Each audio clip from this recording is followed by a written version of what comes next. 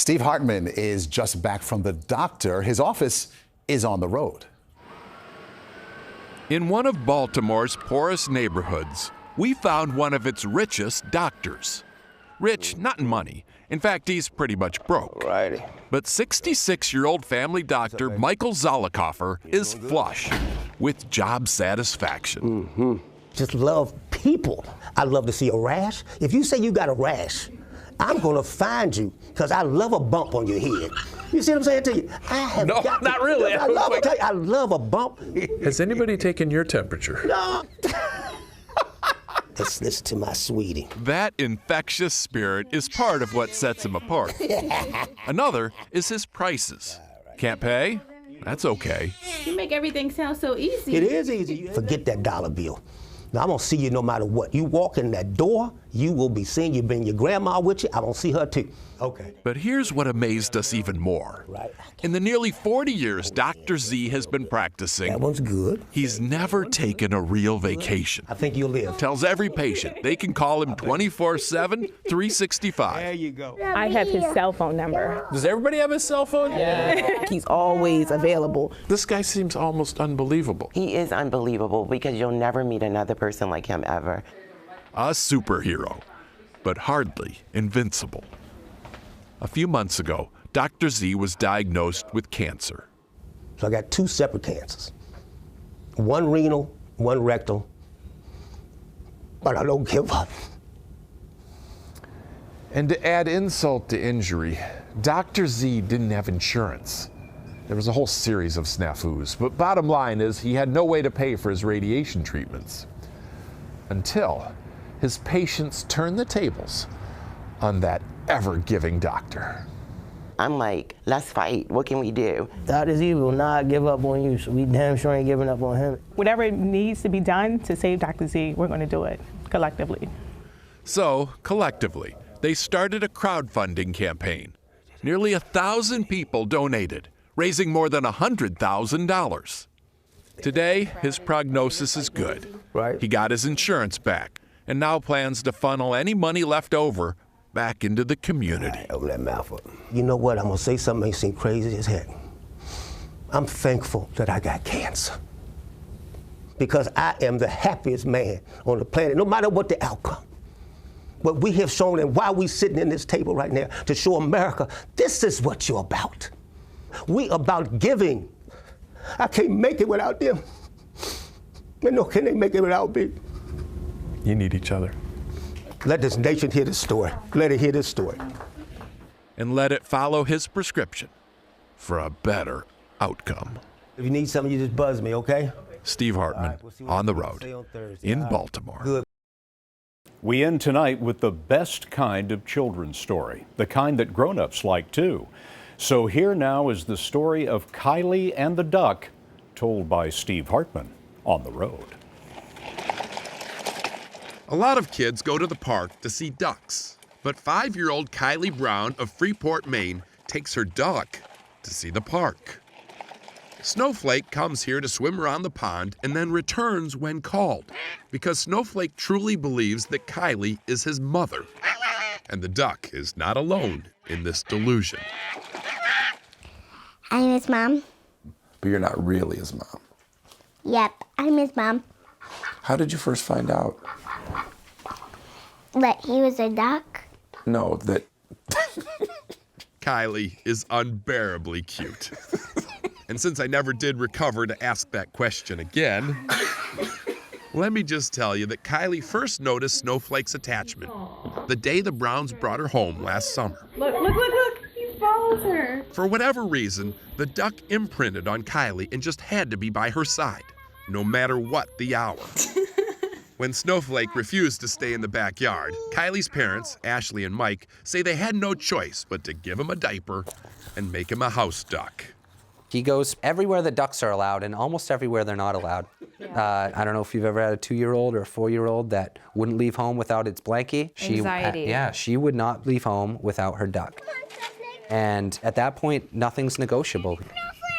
Snowflake goes to the beach in summer and sledding in winter. He's been to soccer practice, gone on sleepovers. He even went trick-or-treating as Olaf, the snowman from Frozen. And over time, because they both sincerely believe they belong together, Snowflake and Kylie have formed a bond like most of us will never know. It's special, even at 5 years old, that I know that that's the type of person that she's going to be. She really is going to make a great mom someday. Mostly because she already is. You know, someday he's going to grow up and go to college. What? Steve Hartman, on the road in Freeport, Maine. He fits the bill. That's the CBS Evening News for tonight. For all of us at CBS News all around the world, good night.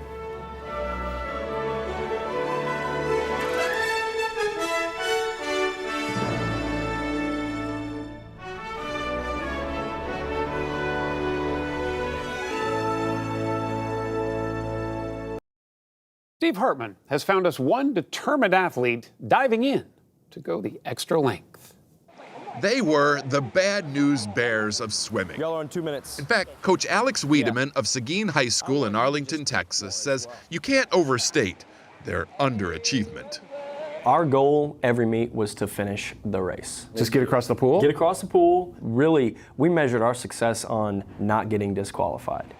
And because that was the standard, 4 years ago, Gerald Hodges made the team, perhaps the only kid to ever make a high school swim team without a clue how to swim.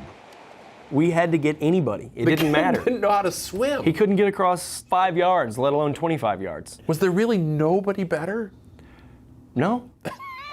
Come on, Gerald. Come on, Gerald. Eventually, he at least learned how to not drown and even finish some races, albeit long after the other competitors were done and toweled off. Push it, come on. Yes, he was that bad, which is interesting because on dry land, Gerald is a remarkable athlete. Could you have made the basketball team? I think so. Could you have made the football team? I'm pretty sure. Soccer team? Pretty positive. So why swimming? I felt like if I couldn't handle not being good at something, then how could I consider myself, a successful person? That quote bears repeating. If I couldn't handle not being good at something, then how could I consider myself a successful person? To Gerald, setting yourself up for failure is actually the key to future success, especially if you can somehow manage to master your weakness. And by the start of his senior year, Gerald had actually improved a lot. But no one really knew how much he'd improved until a big regional meet earlier this year. It was the 200-yard medley relay. Top 2 teams qualify for state. And as usual, Seguin was pretty much in last place with 50 yards to go. And that's when Gerald jumped in the water. Keep in mind, at this level, making up any significant time is nearly impossible. Unless maybe you've got something to prove. Unless, maybe, there's an extra drive deep within anyone who knows what it's like to be dismissed. Whatever it was, the kid who couldn't swim just sent his team to state. Man, we was ecstatic. I could barely contain my energy as I was trying to go get this medal. I'm sitting here just freaking out. You're having a hard time now. Yes, I was like, I've come so far. From now on, whenever you think anything is impossible, think of Gerald. Whenever you think the easiest path is the best, think again.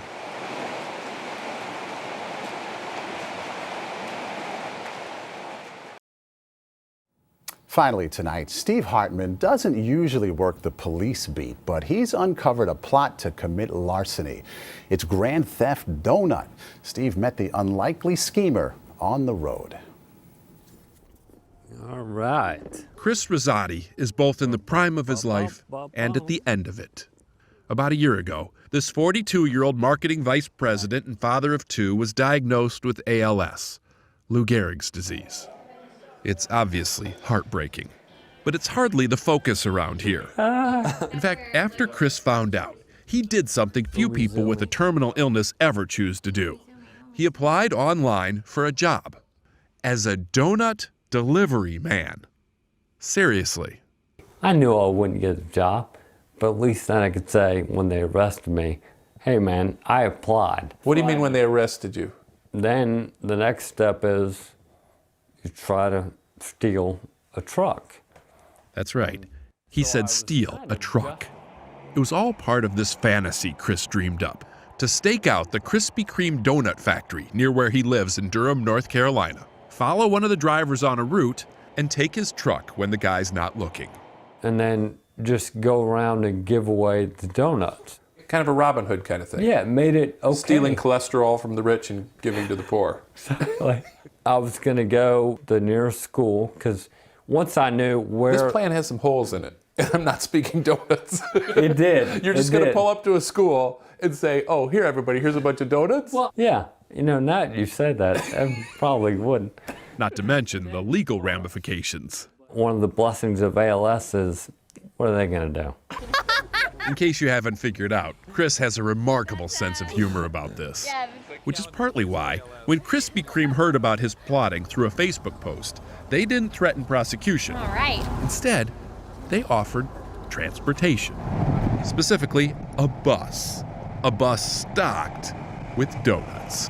The heist. And so, for an entire day, Chris, his family, and friends line up, went on this rolling sugar high. You had 2 donuts? Joyfully delivering to city parks, cancer wards, Take care. and children's hospitals. We're glad to make some people smile. But the biggest smile of the day belonged to Chris himself. Remember, his original dream was to show up at a school. And here he was, at his old high school. I got 1,000 donuts on the bus. Which leads us to what this was really all about. Chris says if dying has taught him anything, it's about how to live. Thank you for the warm welcome. He says you have to do what you can to make people smile while you still have the chance. He really wants kids especially to know that. Because if I can't impact people, this whole thing is a waste. Message received. You know? Steve Hartman, on the road in Durham. And that is the CBS Evening News. Scott will be back on Monday. I'm Maurice Dubois in New York. Thanks for joining us. Have a good night and a great weekend.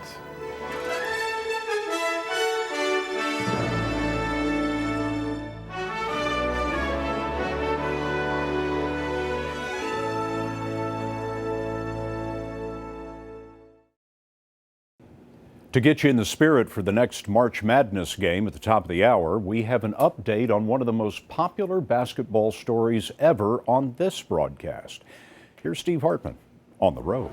Hey. Good. Not many high school basketball managers get a party on their behalf, especially not 10 years after graduation. It seems like just yesterday, it was a magical night back in 2006. Coach pointed his finger at me and I stepped onto the court for the first time in my varsity career. Jason McElwain is autistic.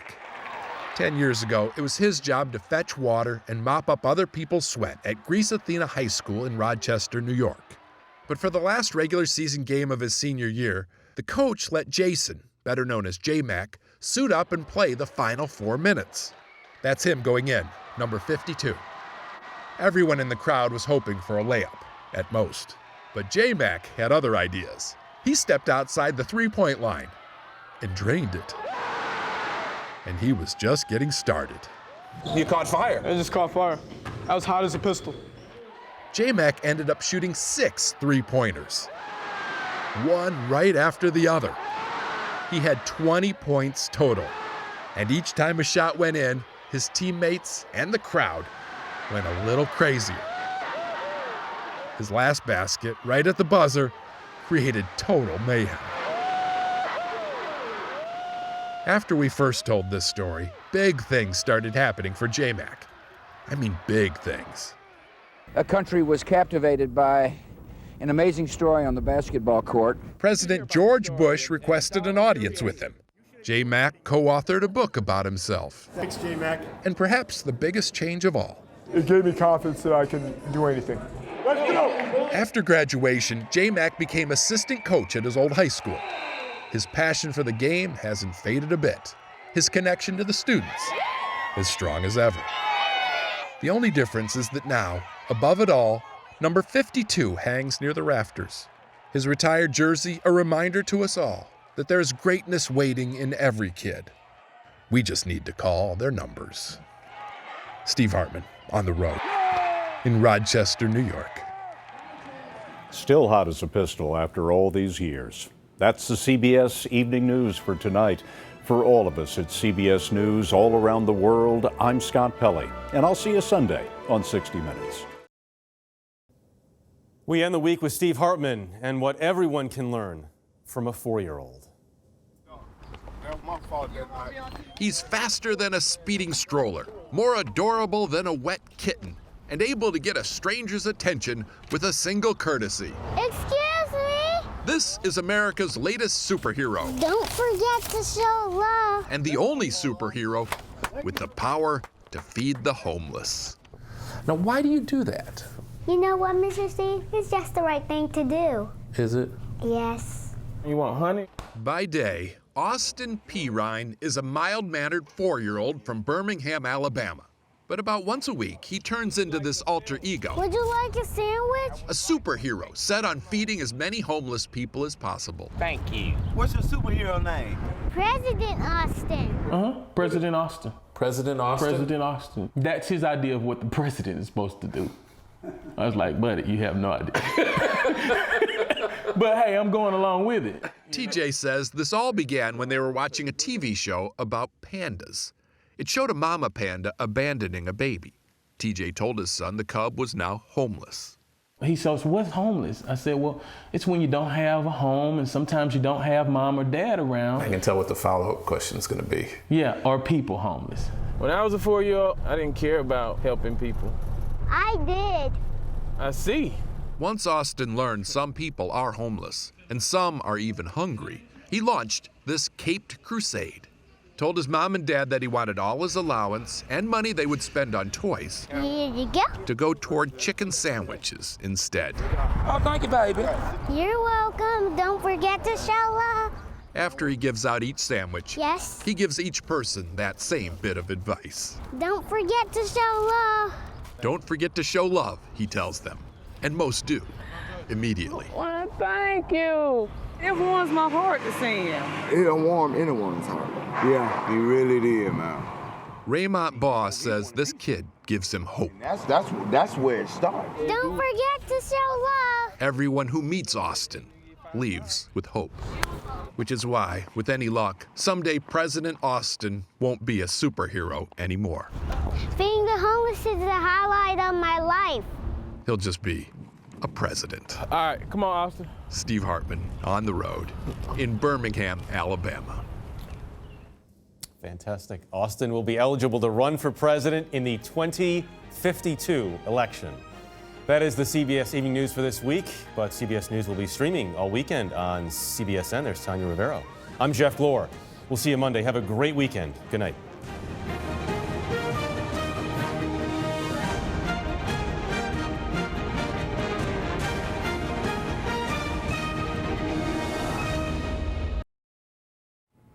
Finally tonight, an old war veteran didn't want to close the book on his life until he conquered his toughest foe.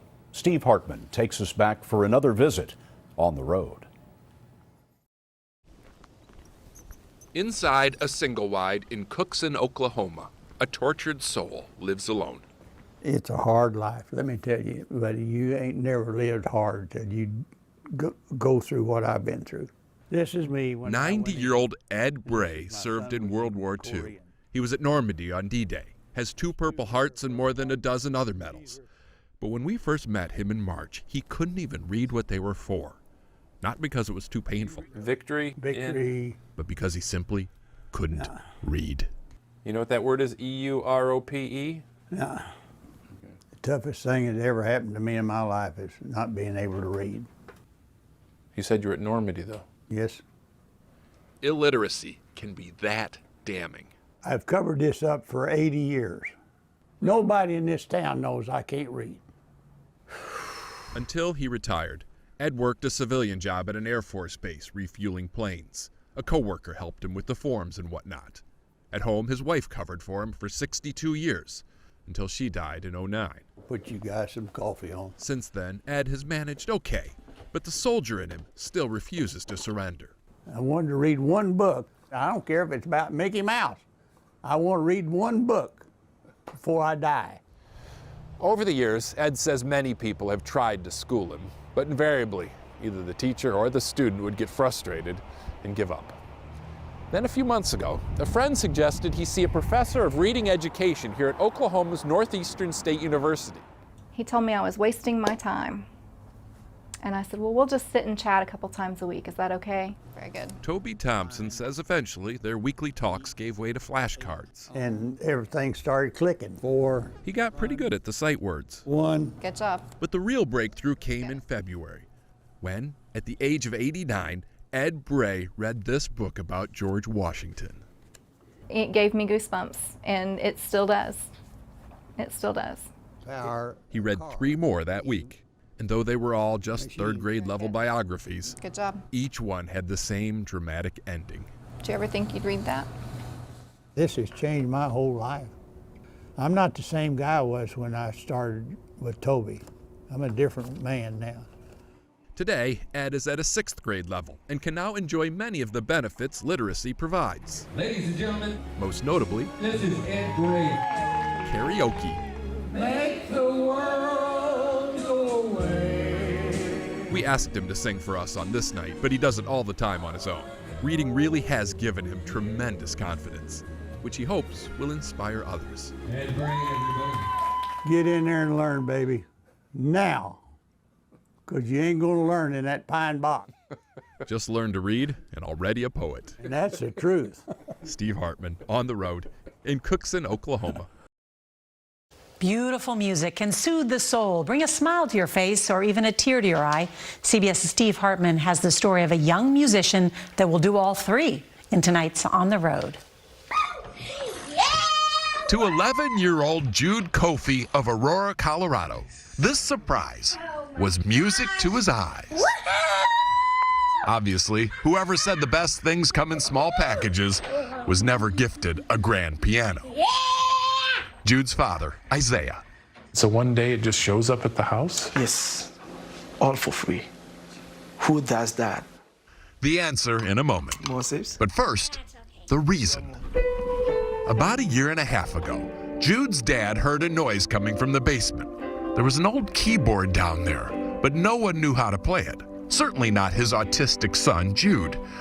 Or so he thought.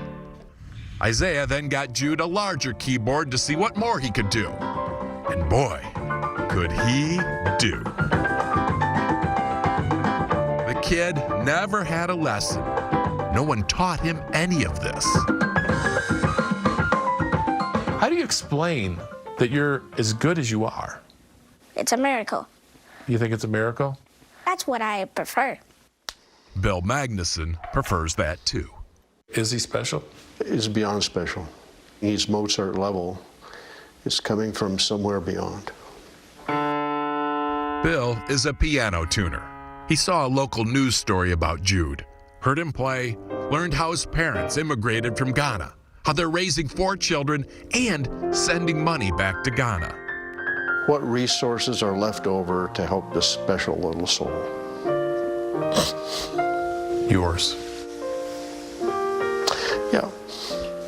Using an inheritance from his father, Bill bought the piano, spent $15,000. He has promised to tune it once a month for the rest of his life. Very nice. And he's even paying for Jude to get professional lessons.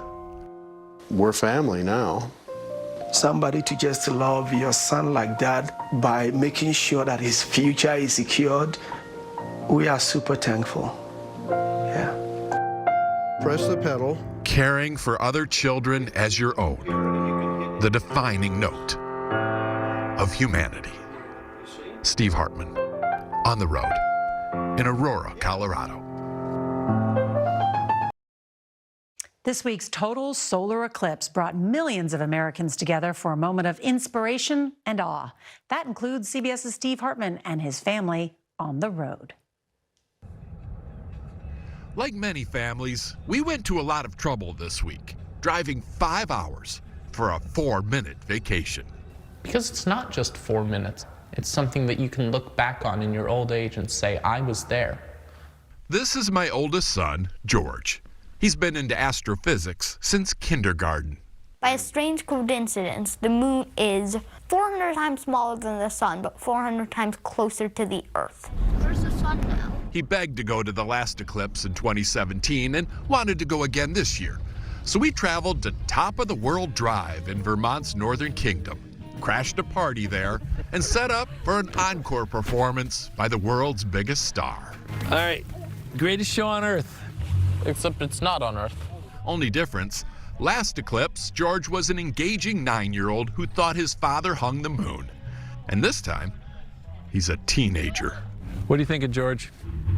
Do I have to think in a normal sense in such moments of pure beauty?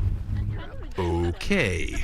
So, while George sulked up the sun, the rest of us cheerfully waited for our window. Yeah, it's in the bottom right corner. At this point, the shadow had already passed through most of the country, and we talked about that. How it traveled through red states and blue. I see it move. How it fell on faces of all colors, stirred souls of all creeds. And how by the time it reached us, more than 30 million Americans, Oh my God! who just moments before seemed so different, would all fall under the same exact wonder. Like the country comes together and we all find it amazing. And look around us, look at all the similarities. A moment that kind of unites us all was pretty cool to see. We decided that unity was almost as inspiring as the event itself. Of course, within seconds, the heavens returned us to our own devices. But our wish at the end of this wondrous week is that a ray of that harmony remains. Which leads me now to this. Are you glad you got to have this time with your family? I think maybe the answer to that is yes.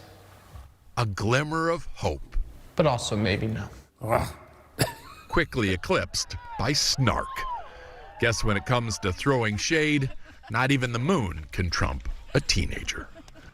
Steve Hartman, on the road in Newport, Vermont. As we prepare to celebrate our nation's birthday, we're reminded that it's a moment to reflect and appreciate just how far we've come. Here's CBS's Steve Hartman on the road. What may look like a house to you is something much more magnificent to the boy inside.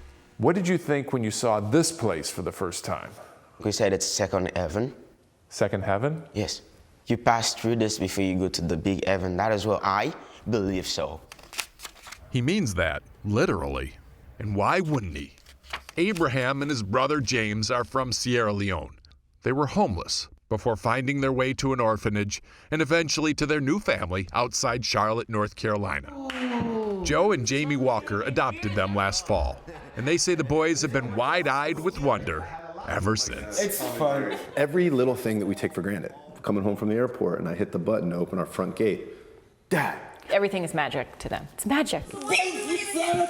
Whether it's a present just showing up on Christmas morning, or something mundane, like a car wash, the kids are constantly blown away.